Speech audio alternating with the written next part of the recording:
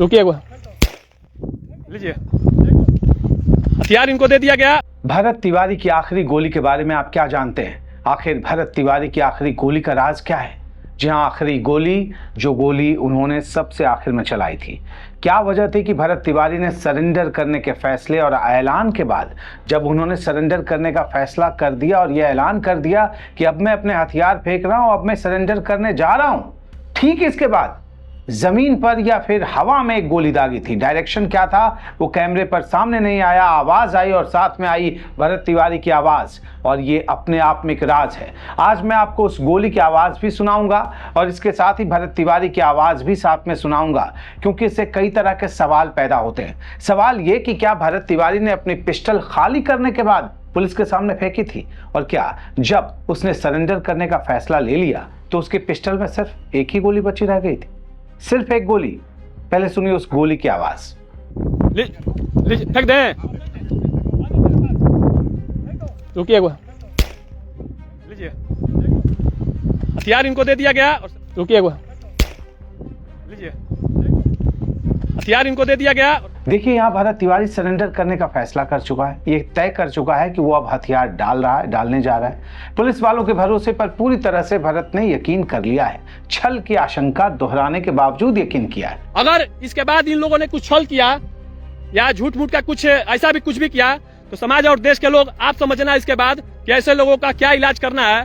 पहले कहा था उन्होंने कि छल भी हो सकता है, तो क्या भरत ने इसलिए सरेंडर के ऐलान के ठीक बाद अपने पिस्टल से एक गोली दागी? रुकिए, लीजिए, हथियार इनको दे दिया गया। क्या उसने ये गोली इसलिए दागी थी ताकि पुलिस वालों के पास पहुंचने के बाद उसके पिस्टल में कोई गोली बाकी न रहे? शायद उसे आशंका हो या डर हो कि इसी गोली से उसे हो सकता है कि ढेर कर दिया जाए और बाद में ये नाम दे दिया जाए कि भरत ने खुद ही गोली मार ली, वो भी अपने पिस्टल से। या फिर भरत के मन में कहीं ये आशंका तो नहीं रही होगी कि अगर इस पिस्टल का कारतूस इसके भीतर ही रह गया, एक कारतूस, तो बताया जा सकता है कि रास्ते में भरत ने भागने की कोशिश की और उसने अपने पिस्टल को छीनकर गोली चला दी थी। इसलिए उसने पिस्टल की बची संभवतः आखिरी गोली को खुद भरत तिवारी ने इस तरह खत्म कर दिया ताकि उसकी तरफ से सरेंडर के बाद गोली चलने की थ्योरी बाकी ही ना रहे। रुकिए, लीजिए, हथियार इनको दे दिया गया। देखिए, यहाँ मैं आपको साफ कर दूं कि ये कोरी आशंकाएं हैं, लेकिन मुझे लगता है कि अगर निष्पक्ष जांच हो रही है तो फिर इस बिंदु की भी तफ्तीश करनी चाहिए या फिर की जा रही होगी, क्योंकि भरत की तरफ से चलाई गई आखिरी गोली की आवाज उसके फेसबुक लाइव के आखिरी मिनट में दर्ज है।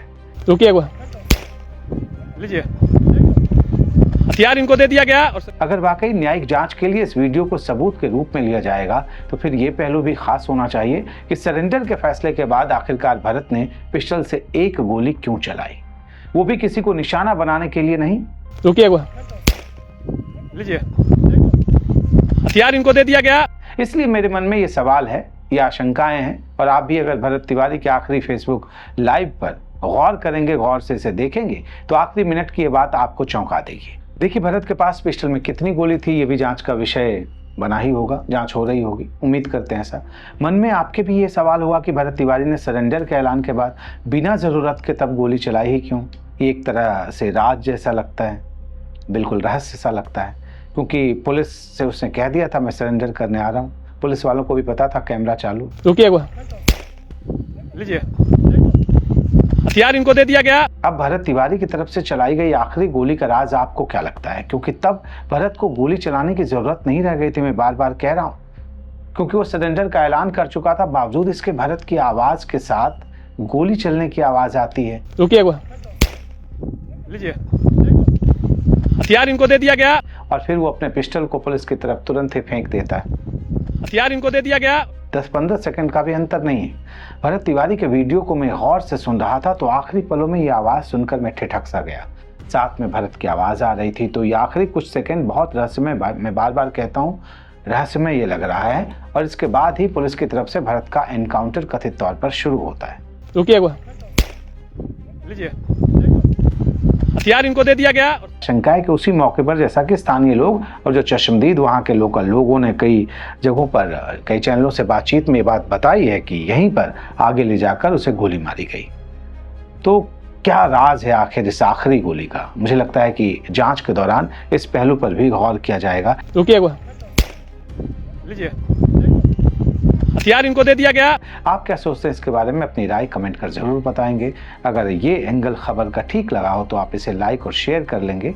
यूट्यूब पर अगर आप मुझे देख सुन रहे हैं तो इस वक्त सब्सक्राइब कर लें दी भगवा के चैनल को। आप उसके बेल आइकन पर जाकर भी अगर बेल बटन प्रेस करेंगे तो आपको हर नई स्टोरी की नोटिफिकेशन आगे से फ़ौरन ही मिल जाया करेगी। फेसबुक पर अगर आप अभी हमें देख सुन रहे हैं तो फिर हमें फॉलो करना नहीं भूलेंगे।